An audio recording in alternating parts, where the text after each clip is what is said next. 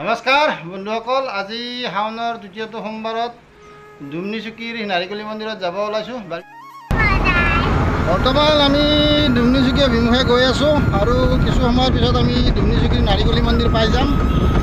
তাত গৈ আজি চাকি এগছ জ্বলাওঁ। শাওন মাহৰ আজি দ্বিতীয়টো সোমবাৰ। আমি বৰ্তমান নাৰিকলী মন্দিৰ অভিমুখে গৈ আছোঁ। চাওকচোন কি ধুনীয়া এটা পৰিৱেশ।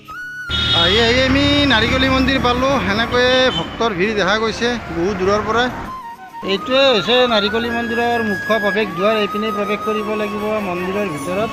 এনেকৈ বাহিৰত শাৰী পাতি থকা দেখা গৈছে ভক্তসকলে। বাহিৰত যিমান আছে ভিতৰতো এনেকুৱাকৈয়ে শাৰী পাতি আছে ভক্তসকলে।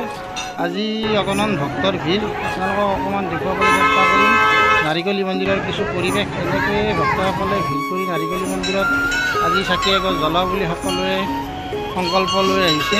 আপোনালোককো দেখুৱাইছোঁ অকণমান। মন্দিৰৰ ভিতৰে বাহিৰে সকলো জেগাতে ভক্তসকলে চাকি ধূপ জ্বলোৱা দেখা গৈছে।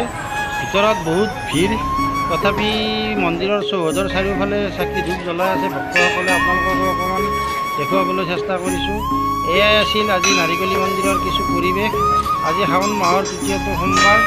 এনেকৈয়ে ভক্তৰ ভিৰ দেখা গৈছে নাৰিকলী মন্দিৰত।